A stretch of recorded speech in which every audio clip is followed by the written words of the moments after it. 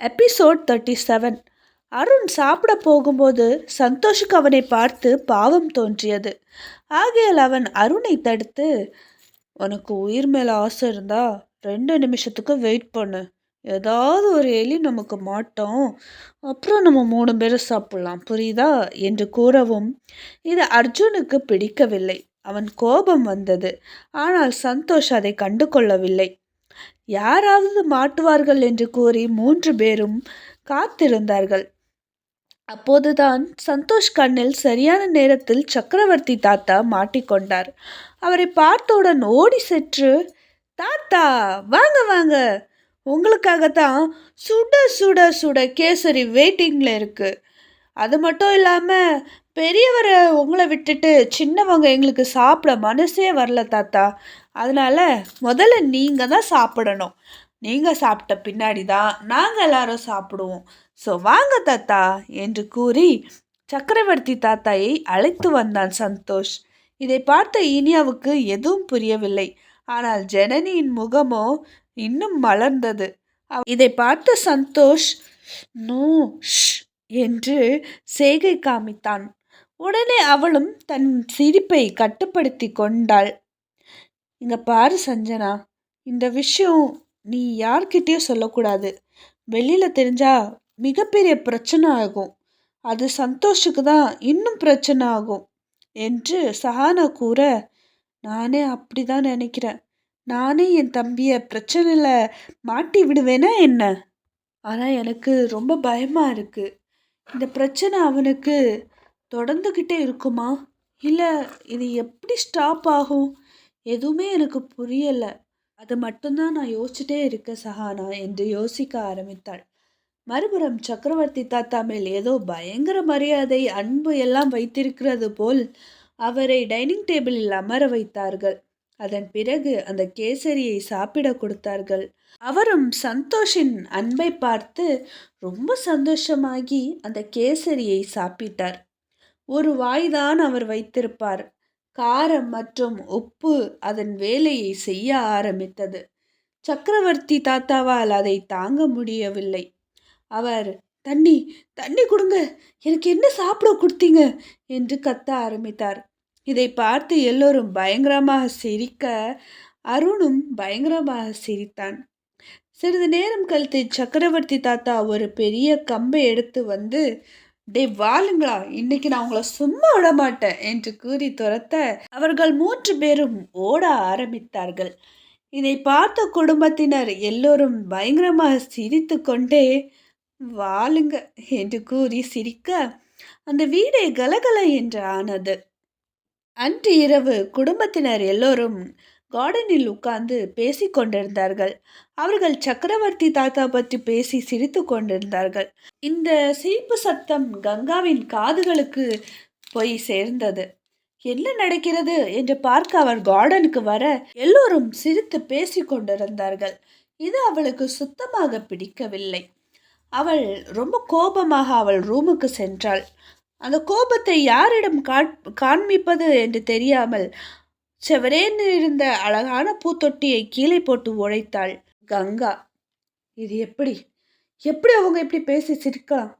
எனக்கு இது சுத்தமாக பிடிக்கல. ச்சே, அவங்க சிரிப்பு சத்தம் கேட்டாலே எனக்கு இரிட்டேட்டிங்காக இருக்கு. இந்த கோயில் திருவிழாவுக்கு நான் போட்டு தள்ளணும்னு நினச்சேன். ஆனால் அது எனக்கே ஆப்பாயிடுச்சு. ஆனால் எப்படியாவது என்னோட திட்டத்தை நான் நிறைவேற்றி தான் ஆகணும் என்று கூறி அன்று நடந்ததை யோசித்தாள். அன்று கோயில் திருவிழாவில் எல்லோரும் நல்லபடியாக பேசி சிரித்து கொண்டே இருந்தார்கள். அந்த நாள் நன்றாக போய் கொண்டிருந்தது. அப்போது சந்தோஷ் மற்றும் சஞ்சனா வழக்கம் போல் சண்டை போட்டு கொண்டிருந்தார்கள்.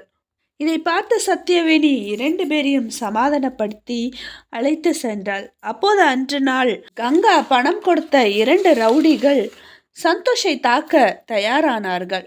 அவர்கள் கையில் கத்தி இருந்தது. அதில் விஷம் தடவி இருந்தது. இந்த கூட்டத்தோடு கூட்டமாக சந்தோஷை கொல்வதுதான் அவர்களின் பிளான். அப்போது சந்தோஷ் வழக்கம் போல் சஞ்சனாவுடன் சண்டை போட்டு கொண்டே அவன் திரும்பி பார்க்கும்போது அந்த ரவுடி கத்தியுடன் வருவதை பார்த்தான். அவன் தன்னைதான் குத்த வருகிறான் என்று சுதாரித்த சந்தோஷ் அந்த கத்தியை வாங்கி அந்த ரவுடியை குத்தியே விட்டான். அந்த ரவுடி அங்கே இறந்து விட்டான். கங்காவின் திட்டம் நடக்கவில்லை என்றாலும் அவள் அடங்கவில்லை. அடுத்த திட்டமாக சந்தோஷை கடத்தி சென்று கோயில் கருவறையில் அடைத்து விடலாம் என்று நினைத்தாள். சந்தோஷை நினைக்க நினைக்க அவளுக்கு கோபம் தலைக்கு ஏற ஆரம்பித்தது. ஆனால் அந்த திட்டத்தையும் சந்தோஷ் முறியடித்து விட்டான். சந்தோஷை நினைத்தாலே அவளுக்கு கோபம் தலைக்கு ஏறி கொண்டிருந்தது. இதையெல்லாம் நினைத்த அவளுக்கு செம கோபம். டே சந்தோஷ், உன் சாவு என் கையில தாண்டா. என்னையே நீ ஜெயிலுக்கு அனுப்புனல, அதுக்கு நான் உன்னை சும்மா விட மாட்டேன் என்று கோபமாக கூறினாள் கங்கா. மறுபுறம் எல்லாரும் ஒன்றாக அரட்டை அடித்து கொண்டிருந்தார்கள். அந்நேரம் சந்தோஷ் மட்டும் தனியாக அமர்ந்து அர்ஜுன் மற்றும் ஜனனி சண்டை போடுவதை பார்த்து கொண்டிருந்தார். அவர்கள் செய்த சேட்டைகள் எல்லாம் அவன் பார்த்து சிரிக்க அவனுக்கு ஒரு ஃப்ளாஷ்பேக் வந்தது. அன்று இரவு 8 மணி. சந்தோஷ் வீட்டிற்கு பின்னாடி இருக்கும் ஒரு சின்ன கார்டனில் ஒரு சிறிய இடத்தில் தீ மூட்டி குடும்பத்தினர் எல்லோரும் அமர்ந்து சிறிது வயதில் தன் பிள்ளைகள் செய்த குறும்புத்தனங்கள் எல்லாம் சொல்லி பேசிக்கொண்டிருந்தார்கள். அப்போது, அட நிறுத்துகப்பா, எவ்வளோ நாள் தான் இதே கதையை சொல்லிட்டு இருப்பீங்க? நம்ம ஒன்றும் சும்மா வந்து உட்கார்ந்துருக்கல. இங்கே நம்ம கேம்பிங் போட்டிருக்கோம், கேம்ப் ஃபயர் போட்டிருக்கோம். ஸோ கேம்பிங் டைம் என்ன கதை சொல்லணும் தெரியுமா? செம்ம சூப்பரா, த்ரில்லிங்கா, அள்ளு விடுற மாதிரி பேய் கதைகள் சொல்லணும். அதுதான்ப்பா இன்ட்ரெஸ்டிங்காக இருக்கும் என்று அர்ஜுன் கூற, பேய் கதையா? டேய், உருட்டுறதா உருட்டுற, அதுக்கு ஏக்கர் கணக்கெல்லாம் உருட்டக்கூடாதுடா. நம்ம பெட்ரூமில் இருக்கிறது அட்டாச் பாத்ரூம், அதுக்குள்ளே போகிறதுக்கே நீ என்ன எழுப்பி கூப்பிட்டு போவ, நீ பேய் கதை சொல்ல போறியா? அப்படி என்ன நீ பேய் கதை சொல்கிறேன்னு நானும் கேட்குறேன், சொல்லு சொல்லு என்று சந்தோஷ் கிண்டலாக கூற, அர்ஜுன் திரு திரு என்று முழிக்க ஆரம்பித்தான். டேய், கம்பெனி சீக்ரெட்டெல்லாம் ஏண்டா வெளியில் சொல்லிட்டு இருக்க? என்னை அசிங்கப்படுத்துற? இருடா, இப்போ நான் சொல்கிறத கேட்டு நீ எப்படி அலற போறேன்னு பாரு என்று அர்ஜுன் கூறினான். நீதான் தைரியமான ஆளாச்சே, சொல்லு சொல்லு, நானும் கேட்குறேன் என்று சந்தோஷ் நக்கலாக கூறினான். இதை கேட்ட அர்ஜுன், என்னையா கிண்டல் பண்ணுற?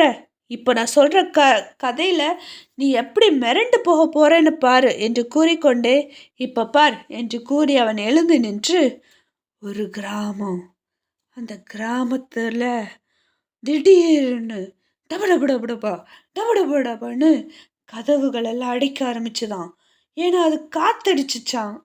இதை பார்த்த கிராமத்து மக்கள் வெளியில் வந்து பார்க்க, ஒரு பெரிய கைகள் பெரிய பெரிய நகத்தோடு அவங்க கழுத்தை பிடிச்சிச்சான் என்று கூறிய அர்ஜுன் தனக்கே பயம் வந்து, அப்புறம் அப்புறம் அடுத்து எனக்கே பயமா இருக்கே என்று கூறினான் அர்ஜுன். சந்தோஷம் மலரும்.